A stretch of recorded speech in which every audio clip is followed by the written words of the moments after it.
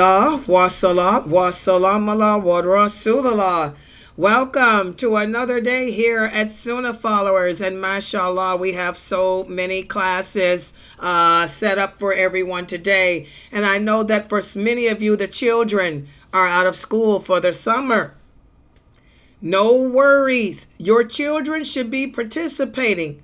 Remember, we talked about during the month of Ramadan, we spoke about how you need to sit down with the family and remember Allah. This should still be going on. It's 6 o'clock as you're eating your dinner or preparing the dinner for the kids or whatnot. The families together, put me on the big screen TV. Sunnahfollowers should be on your big screen TV right now. So that way you can learn about wudu and how to pray. And also after this class, you can learn the rulings in regards to women in Islam. You will see that Islam, there's no need for feminism. There's no need for women to be feminists in Islam because Allah gave us all the rights we need to be a woman. We just need to learn them, educate ourselves as to what they are. You will learn that after this class. And then at 8:45 today, at 8:45 p.m. Eastern Standard Time, we have a special lecture by Brother Youssef. He's going to be speaking about how to defend the Prophet Muhammad sallallahu alaihi wasallam. That lecture will be held live from our Zoom room, and I'll be streaming it all over the world, through our social platforms. So that's at 8:45 p.m. Eastern Standard Time, how to defend the Prophet Muhammad sallallahu alaihi wasallam against the attacks that the non-Muslim makes when we're giving dawah. That's the topic. That's at 8:45 p.m. And then also at 10, my series, the third session of my series on the lawful and the unlawful, that will be at 10 p.m. So again, you don't worry about what can the kids do. What type of activities can we put our children in for the summer? They can be busy here at Sunnahfollowers from 6 in the evening until 11 o'clock at night, bedtime. And just put us on your YouTube channel, on the big screen TV, because we're streaming live to YouTube. We're streaming live to Twitch. We're streaming live to Trova. We're streaming live on Twitter. We're streaming live on Instagram. So there's no excuse. The kids, no matter where they go, they can't run from us. You can run, but you can't hide. You can run, but you can't hide. If the kids go on Instagram, they're going to see that thing saying Sunnahfollowers is broadcasting. If the kids go to Twitch to play games, they're going to get that notice saying Sunnahfollowers is calling you. The kids go to Kick or D-Live to play games, they're going to get that notice saying Sunnahfollowers is calling you. So we're everywhere that the kids hang out at. So please, guys, remind your kids, to join the classes here. They should be sitting with you, learning about this beautiful way of life known as Islam, in its truthfulness, with the understanding of those companions. And also, just to share with everybody, Sheikh Abu Usama Athahabi, he gave a wonderful lecture. Don't fret, I recorded it. And it was live, and I was there to record him. And I will be broadcasting that too to you guys later. He didn't answer questions. He knew I was recording him because he knew I had another class going on. But I did record it, and I will put it live to you guys later, in between the classes. So don't fret. You'll get to hear Abu Usama too. That's why I like this software that I'm using. This software program that I'm using is so great because it allows me to do 2 or 3 people at the same time. If I got a class going on here, I can still use this software to record somebody there, because most things are held at our Zoom room. But I don't have to have the Zoom room to record people with this software. Like I said, Dr. Asim was doing his class, Quran Tajweed, and so I was able to broadcast Dr. Asim's Quran Tajweed and still record Abu Usama live. So I'll be putting that video out and air it and broadcast it across the world too, inshallah. So don't fret. Okay, and also, guys, please don't forget, we're at the first of the month. This is the month of June, summertime. Summertime. Not only are the kids out from school, but also we need donations to run our website so we can continue to bring this beautiful programming to you from all over the world and broadcast it on all social platforms.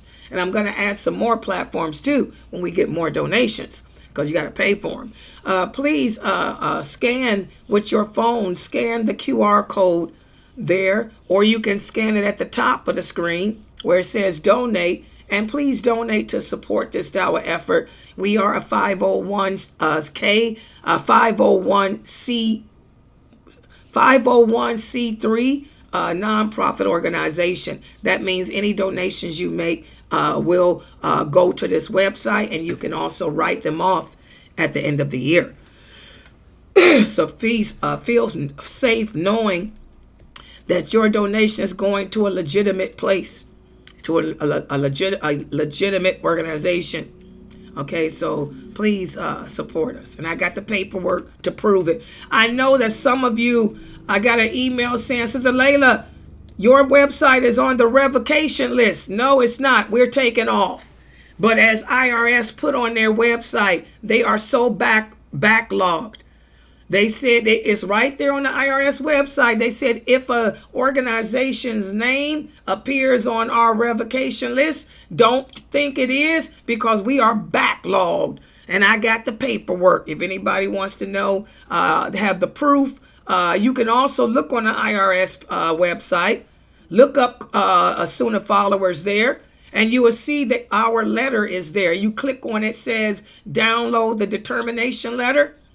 That determination letter lets you know that we are not on that list anymore. It gives you the date that they gave us back our nonprofit, and everything is explained there. You know, so you can rest assured that we are a nonprofit organization, and your donations are tax write-offs. If you go check us on the IRS website, they have the letter there for everybody to see, because I asked them to do that, because they wouldn't give me no grants. I told them, I said, don't I qualify for some financial aid being nonprofit? I am a church. They said, ma'am, you don't make enough money as a church to qualify for nothing. I said, what you mean? He said, you're a cheap, poor website. He said, it only takes $2,000 to run you. He said, you can get that from your donators. He said, don't you know real churches need $20,000 a month? You ain't but a $2,000 a month website. He said, you get that from the donations of your people. So they told me, have your people donate if they believe in your religious cause. Have them donate. You can do fundraisers. He told me you can also do membership fees, any of that. He said, but you can't get no help from us because you're not a big company. You're just a little religious educational website. He said, you can make $2,000 a month with your members. So I can't get no financial aid. That's the story of my life. Y'all know I applied for the health awareness card. They say that when you a senior citizen, guys, here in America, they claim it's one of the good things that Obama passed. Any senior citizen in America can do this health awareness thing, and they give you a $100 Visa gift card that you can use to buy food or whatever you want with it. I'm a senior, signed up for it. They came out to my house, took my temperature, went over my medication. I hobbled around, I even had my walker. I had my walker and hobbled around. And then when they got to the part where they said, what's your date of birth? I told him 61. He said, you can cut the act. She told me it was a she. She said, you can cut the act. You are not a senior citizen. She said, you don't qualify for this program. I said, I am a senior citizen. I'm 61 years old. She said, you have to be 65 or older. I was so mad. I said, that's the story of my life. I don't qualify for nothing. Couldn't get the senior I said, what about ARP? She said, you ain't old enough for ARP either. You have no ARP discounts. You don't get nothing. She said, when you turn 65, then you can contact us. And she packed her little medical bag and left. So I said, I went through all that, even pulled out the walker. And y'all should have seen me. I was walking with the walker. She said, you can can the act, cut the act, ma'am. She said, you ain't getting nothing. So same thing. That's the same thing the IRS told me about my little website. They said, yeah, you are a nonprofit organization, but you don't get no help from the government because you don't need no help. She said, if your members can't come up with $2,000 a month, he says there's something wrong with your teachings. Wake up call. So it all lies upon us, guys. It takes $2,000 a month to run this website, to pay for these platforms that we're using and everything. So please, guys, click on the tab there and support us. It'll take you to the PayPal website. Keep a track of your donations because you can write them off at the end of the year and all that. I'll keep a track of them too. Let me maybe turn on my little thing. All right, so let's get started.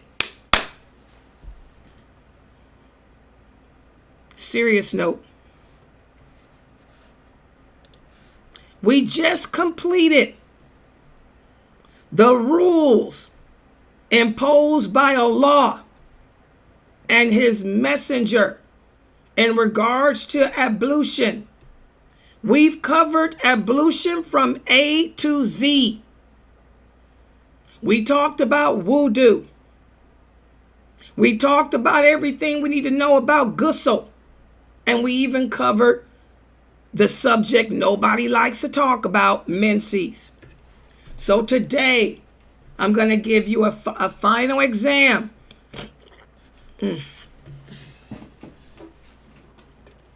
by the way, I'm still sick, so bear with me. It's coming out.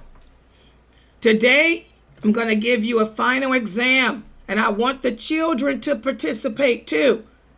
School's out for the summer. Hello, children. Got my eyes on you. It ain't about no playing. It's about learning this deen. You kids should know these answers about wudu and stuff. Okay, so let me put the final exam on the screen, guys. And let's see how well all of you can answer these questions. And by the way, I don't have Ifti here. You know, y'all know who Ifti is. You know, she's my little Palestinian hype girl.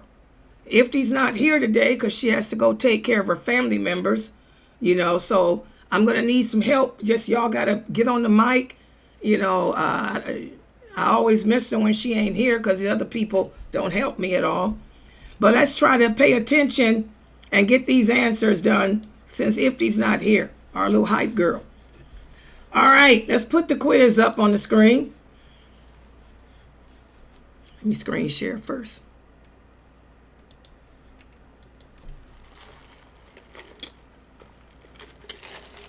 Oh my goodness, guys! I should be drinking Gatorade. I'm sitting here drinking coffee. I woke up. I need some coffee. I'll drink the Gatorade later. Okay, everybody, look at the screen. Let's try to make this fun. Nobody likes quizzes, but my quizzes, I try to make them fun. Here we go, and I want the children to participate too. All right, here we go. This is our final exam. We talked about the rules in regards to wudu. Which of the following water can be used for making wudu? We talked about the different types of water that can and cannot be made when making wudu. So I want to know which of the following can be used. If it can't be used, don't tell me. Let's look at used water. Can we use water for wudu? Anybody? Can used water be used for wudu? What do you guys think? Yes. Yeah. Okay, mashallah. Yes, we can use used water. Does anybody have any evidence to support that? Anybody got any evidence that shows that the prophet or anybody used water? Any evidence? Good job, Lifestyle. Lifestyle got it right. I knew she would. Yes, we can use water. Anybody got any evidence?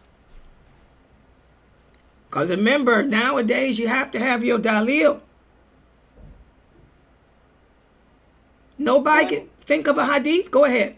Oh, I was going to say when the Prophet ﷺ was taking a shower and Aisha was taking a shower with them, that's basically used water. Exactly. They would take baths together. The Prophet ﷺ used to take baths with his wives. And they would use the leftover water. So there's your evidence that yes, we can do this. Good job, Mina. Good job in remembering the hadith. Good job. Okay, what about this question? What about this? What about seawater?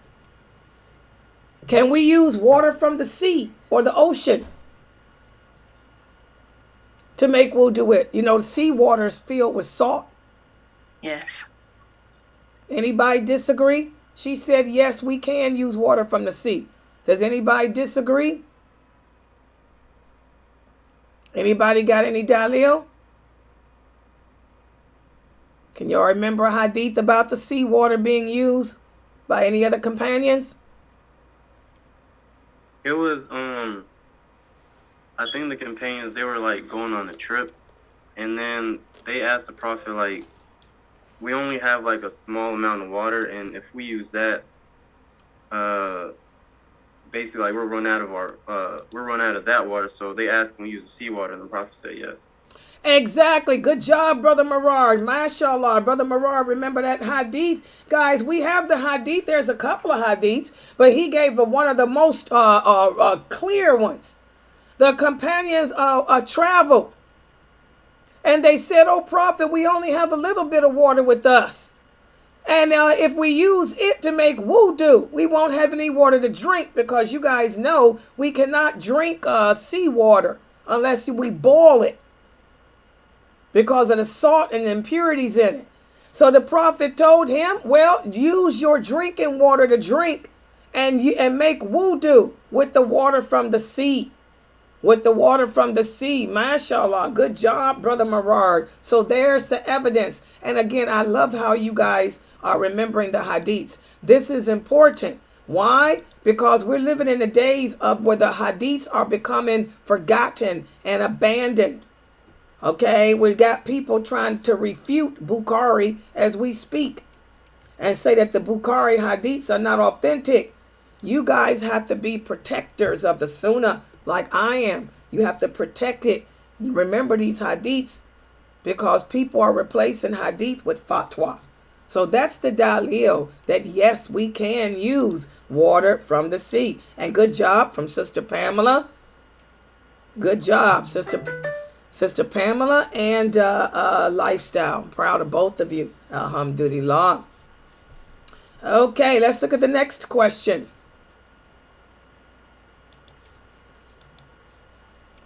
What about this? Can we use water that's mixed with algae? You know how sometimes you will see leaves and algae and stuff in the water. If I'll say you're running through the woods, you come upon a stream of water. Can you make wudu with it? It's got algae in it and it's got leaves in it. Can we use that water to make wudu? What do you guys think? Water mixed with algae. Yes. Okay, does anybody disagree with her? She said yes. Does anybody have any dalil? Any dalil? Well, algae is not like something that's unnatural. It doesn't really change the water. Whenever the Prophet's his stepdaughter, she died, they used water that had some leaves in it to give her the ghusl.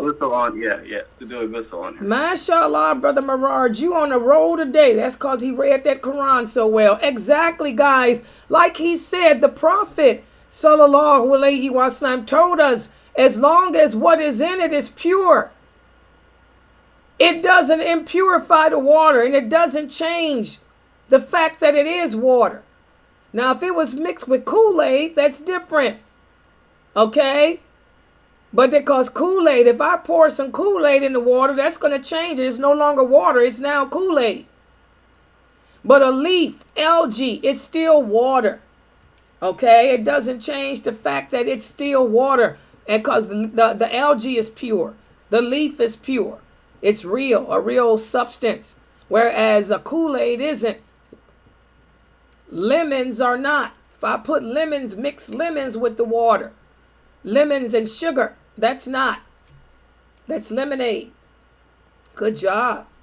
Let's see. What about this? Water that's left in a pot that people drink from. Can we make wudu with that? Can I make wudu with water that the people drank from and left it in a pot? People's germs is in it from drinking. Could be COVID. Can I make wudu in that pot with the water that's left in that pot?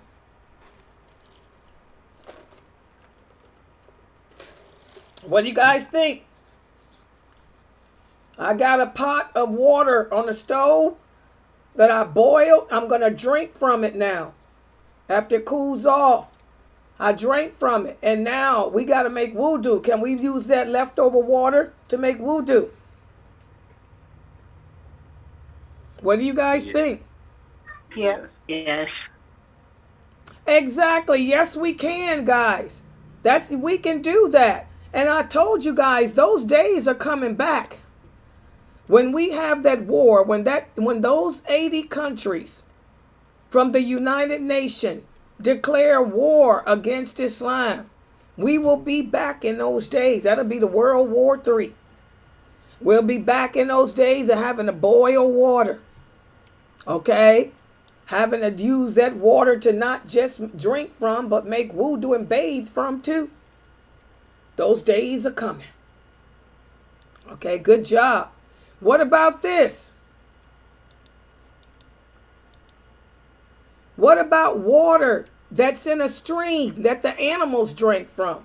Say you go to a lake, you see some horses drinking water from out the lake, or some coyotes drinking water from out the lake. Can I make wudu with that lake water, even though the coyotes and bears and hyenas and stuff are drinking out of it? Can I still make wudu with that? Wudu with that water. What do you guys think? That's coming from a lake or a stream. Yeah. Okay, any dalil? It was one when one of the companions was coming up. It was a wolf or something that was drinking from the river. And he had asked, can we drink from that? I'm just paraphrasing. I can't remember, but I just remember a little bit. And the Prophet ﷺ says yes, because it's not a standing water. It's a stream. Okay, that's one hadith. Exactly. You know, this is running water. Even though a wolf, a coyote, a hyena, an elephant drinks out of it, it's a lake. It's a stream that it keeps running. Okay? And the earth purifies whatever runs over it. The fact that it's running, that means it's being purified. It's going downstream. It's being purified. So yes, you can make wudu from that water, and you can drink from that water too. But what about this? You got water that's sitting in a barrel outside. A dog comes and drinks from it, or a wolf comes and drinks from it, or a coyote drinks from it. Those are all dogs. Or a pig drinks from it. Can I make wudu from that bucket of water now?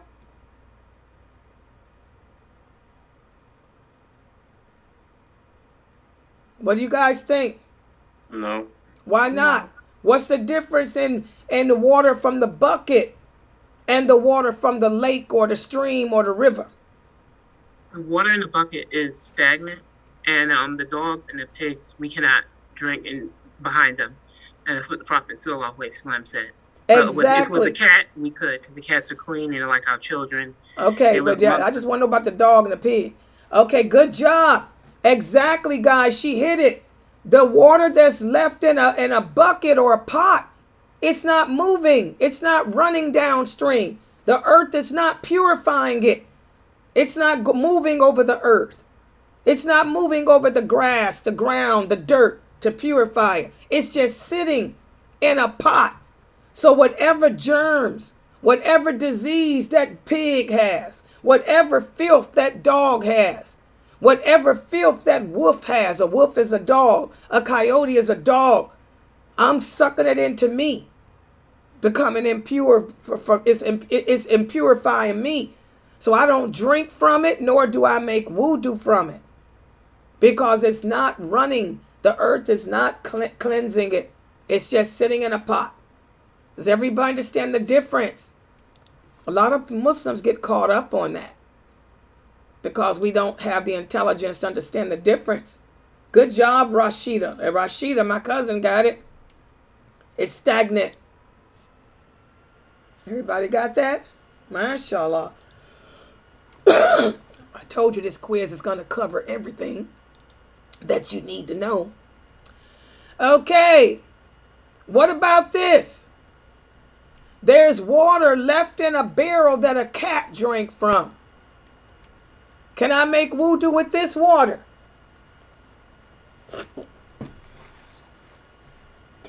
Yes, you can. Why? The Prophet Sallallahu said that we can drink behind the cats, make wudu behind, any water that was standing in the house, because they're clean. Cats are clean, and they live with us, and they're like our children. Exactly. That's why I cut you off with the other one, because you're giving another answer. Yeah, exactly. Cats are not like dogs. Dogs and pigs are impure because Allah said so. But cats are clean. And a lot of people will say, but Sister Layla, cats lick themselves. Yes, but Allah gave them special glands. See how Allah knows his creation better than we know ourselves? Allah gave the cats certain glands. When they clean themselves, those are not the same glands that they use to lick you or to eat food with. This is just the way Allah made cats, all the cat family. So when they're licking themselves, they're cleaning themselves. Special stuff comes out to clean them. That's why cats don't have to take a bath. I put on my Facebook page this video of this crazy woman trying to give a cat a bath. Cats don't need baths like dogs do. I have cats. They've never had baths. Not these three. When I was working overtime, the other cats I had that were Persians, I would groom them once a month. I would take them to get their fur clipped, and I would tell them to wash them too, because I wanted them to be warmer. Cooler in the summer. I ain't got that type of money. That was $300. I ain't got that kind of money no more. I'm retired. So these cats, like I told them, if you was living out in the woods, you'd keep yourself cool. So ain't no trimming it for these. And these are all 3 long hairs too. I got a Turkish Angora thoroughbred, a Maine Coon thoroughbred, Norwegian forest cat, half lynx. Okay? Long fur. All I do is vacuum all day long. But I don't have to give them a bath. They've never had baths. And they're white. My Turkish Angora is white clean. Fresno would tell you he's super white. That's Karen. Never have to have a bath. If he gets himself in trouble and gets dirt on him, he cleans himself, and an hour later the dirt's gone. I'm like, what happened to that black suit he had on him? Before I moved here, I had a fireplace. He got in the fireplace one day and was black. I'm like, oh God, I got to go to work. When I get home, I'm going to give him a bath. When I got home, he was clean. I said, what happened to all the black that was on him? He got rid of it.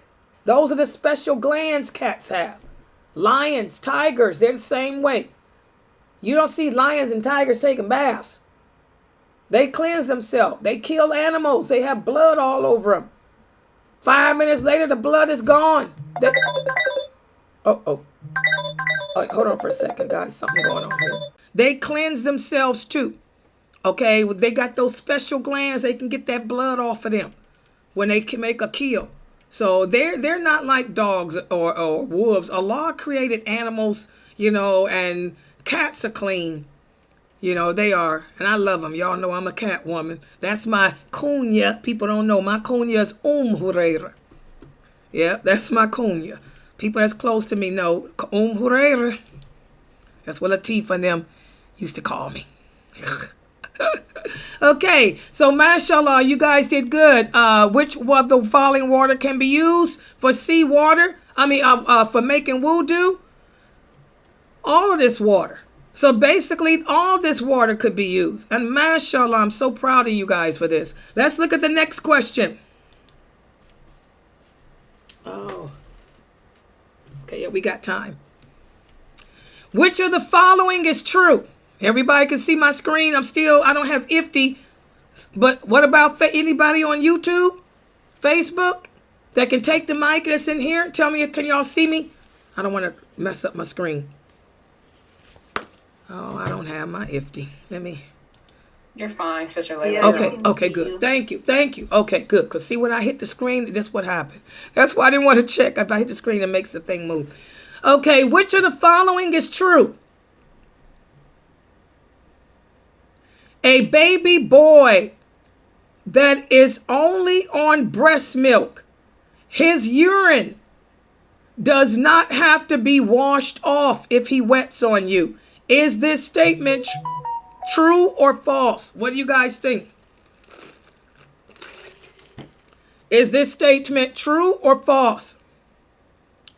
A baby boy that is only on breast milk, his urine does not have to be washed off if he urinates on you. What do you guys think? Whoa, put it down now. Is that true or false? Let me look on the other social platforms. Mashallah. What do you guys think? False.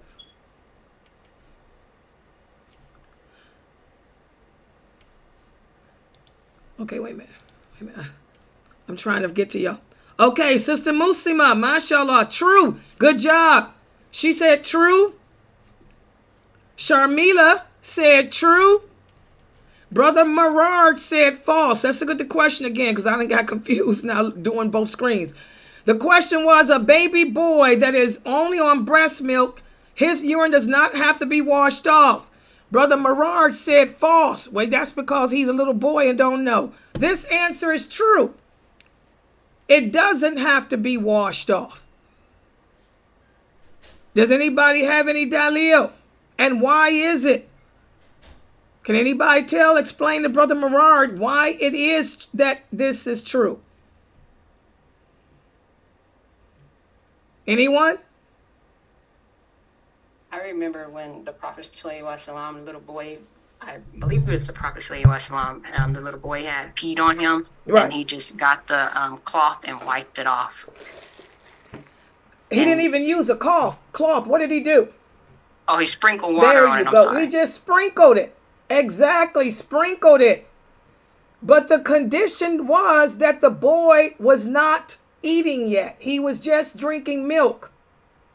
And a lot of people ask why it is. Okay, because look at the second question. What about this? A baby girl that is on breast milk, her urine does not have to be washed off. Is that statement true or false? That's false. Okay, so a lot of people say, well, why is it that the girl has to be washed off, but the boy, baby, doesn't? And you'll get all these different people with their own reasons. The bottom line is because Allah said so. One of the women from Syria asked Aisha that.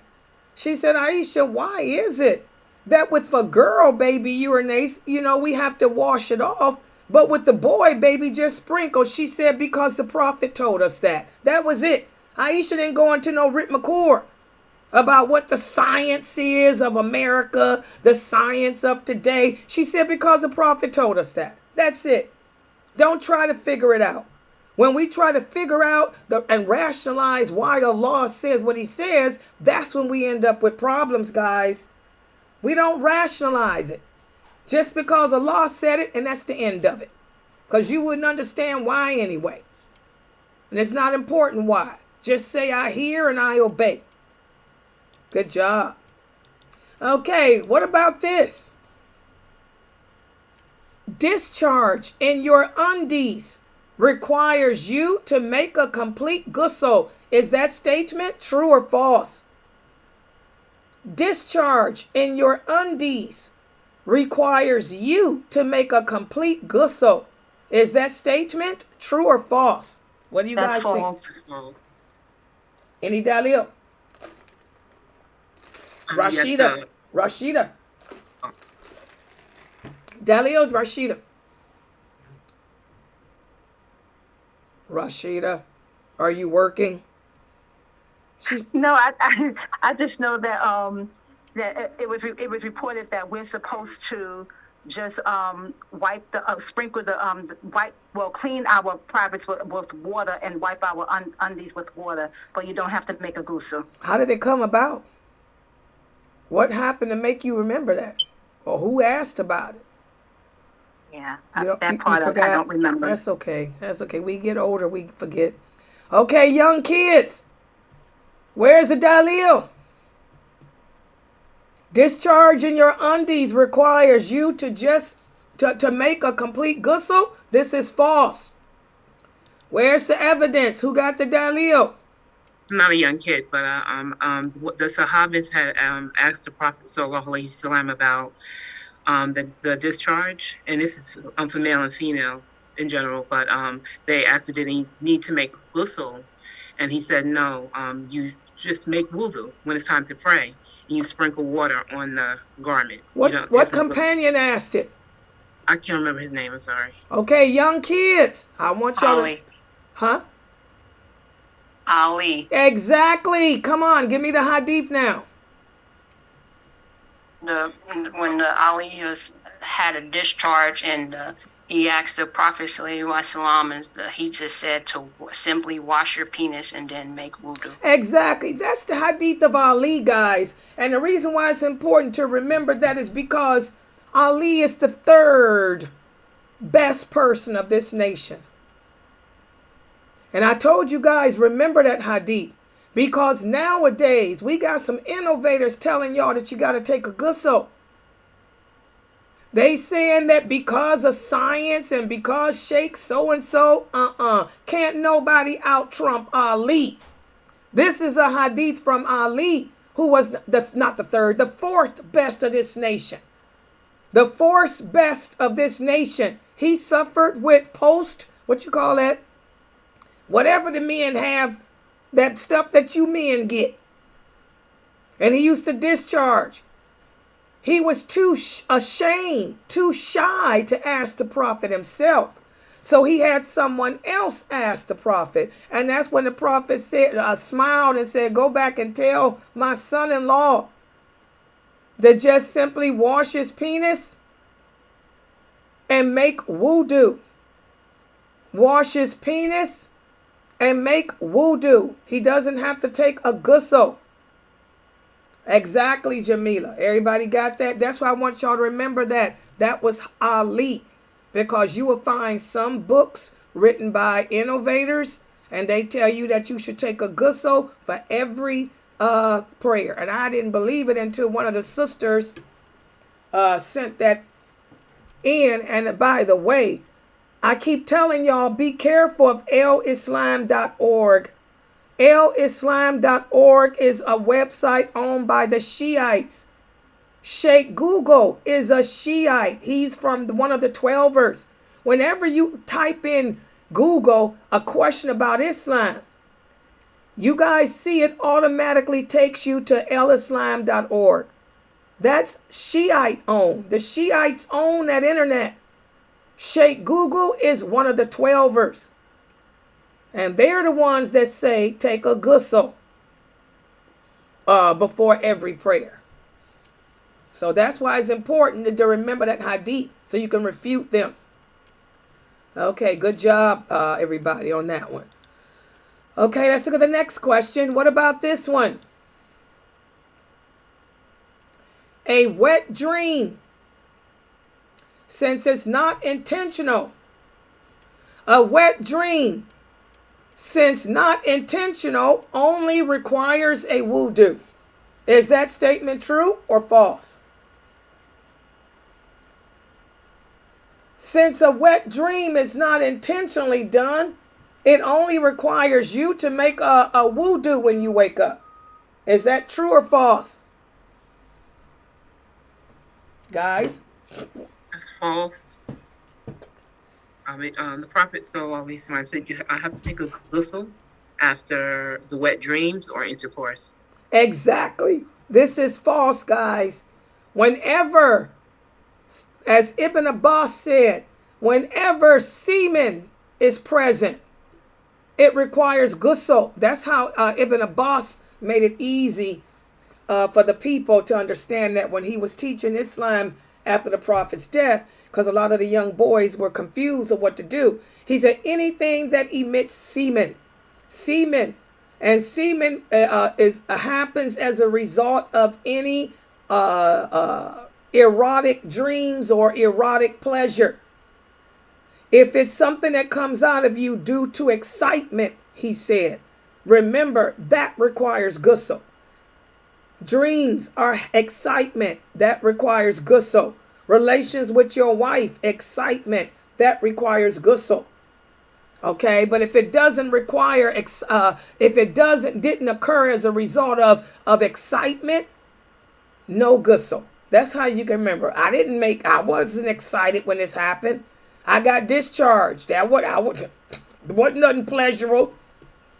Wudu. Something pleasurable, ghusl. Real simple. I like the way Ibn Abbas made it simple like that. What about this? Sperm on clothing requires the cloth being completely washed before praying in it. So if I got clothes on my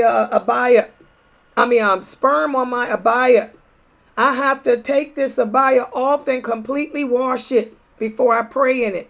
Is that statement true? That's false. Now I remember that hadith. Aisha radiallahu anha, she scraped the semen off of the Prophet's garments when she saw it on there. So no, you don't have to wash that. Exactly. MashaAllah, Rashida, remember that, because we women have been there and done that. Hello. You might find some semen on your abaya. That's why Layla's single. I ain't got to worry about it. But if you find it on there, just scrape it off. That's white stuff comes off. Scrape it off. Or get a little washcloth.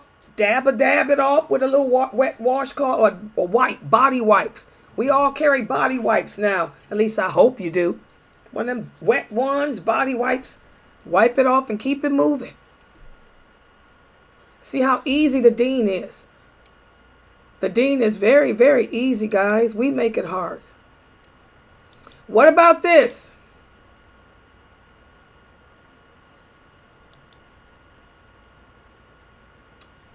Here we go. Let's test your memory. What are the 5 pillars of the wudu? Who can take the mic, or who can type here on YouTube or Twitter or Twitch? What are the 5? The 5 pillars of the wudu. And by the way, before you give the answer, who can tell me what do I mean by pillar? When I'm asking about pillars, what does that mean? What does pillar of something mean? Can anybody answer that? Mandatory or the requirement. Mandatory things that have to be done. Exactly. The pillars are things that have to be done. So that means if I don't do them, what? Your wudu is not accepted. Exactly. It means if I don't do them, my wudu is not accepted. And if my wudu is not accepted, that means my prayer was not accepted.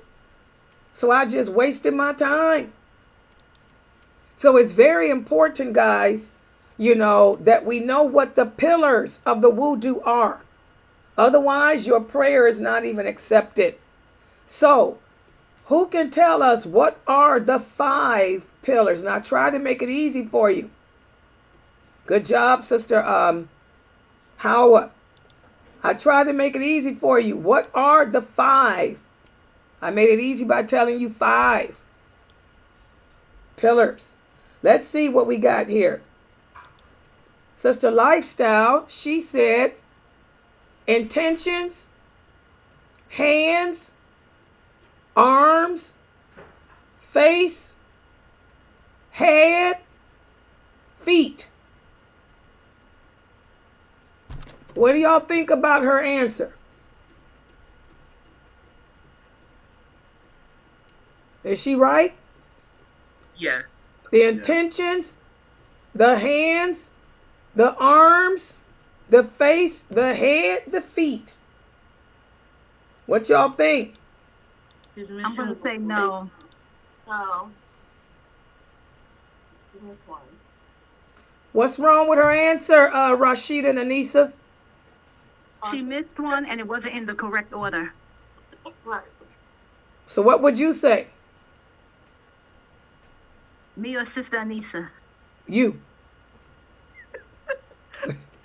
I would say intentions. Then I would say hands, face.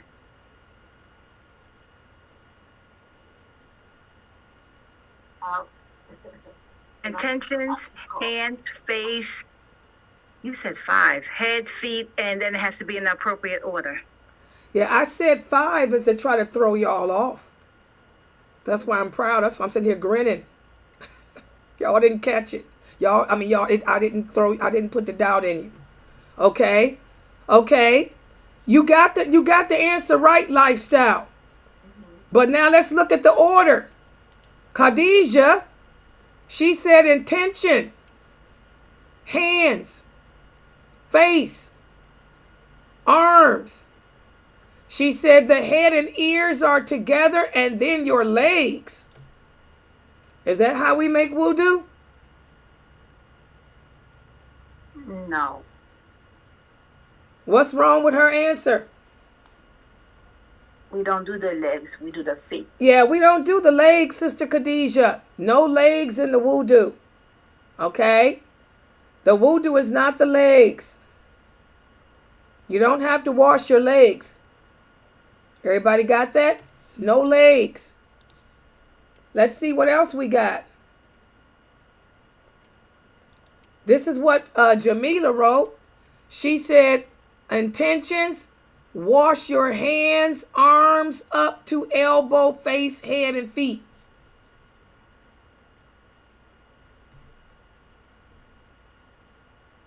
What y'all think about her answer? No.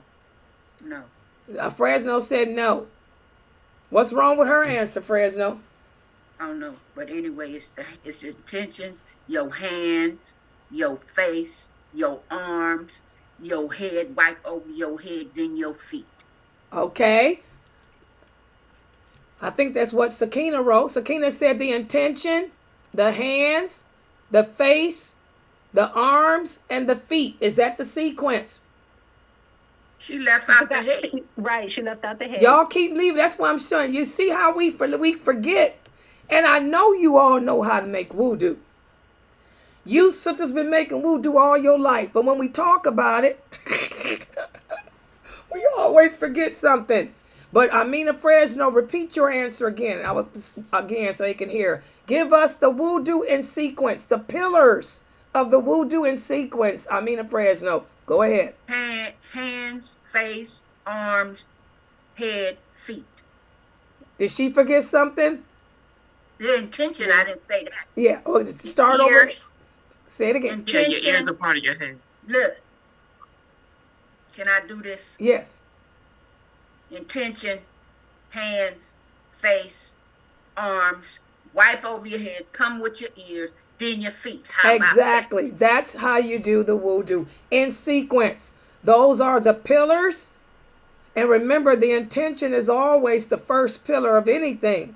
As the prophet said, There's intentions.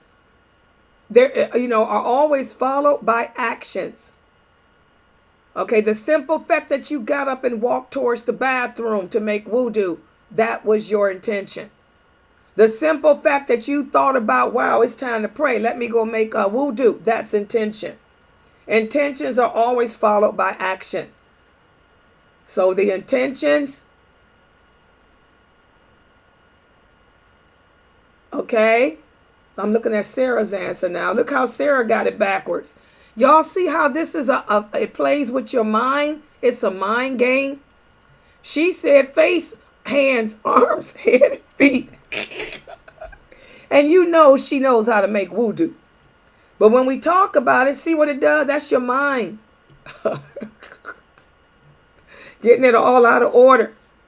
But alhamdulillah, Fresno got it. You got it in the right order. Hey, good job. Okay. I'm trying to see. I got Sheikh Atlee coming in at 7. Do I got time for one more question? Let me see. Because I told you, this is the final exam. It's going to take us today and tomorrow to go over this exam. So I think I'm going to do is stop here because we got questions about the ghusl, and we got questions about tayammum, and we got questions about menses. This is your final exam. But mashallah, you guys did good. Clapping is for women. You guys did good. High five. Alhamdulillah. That's a mind game to keep it in sequence. But y'all, we all know that everybody here knows how to make wudu. But mashallah, I'm proud of all of your answers. Brother Merard, I'm really proud of you. Brother Merard is our youth. And let me check this. Make sure this is not my brother. Hold on, guys. My brother, I'm expecting him to bring something to me. Oh, that's Dr. Jamali. Hold on.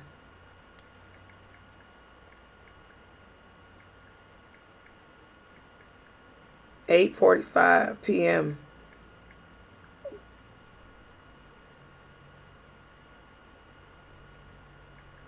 Wait a minute.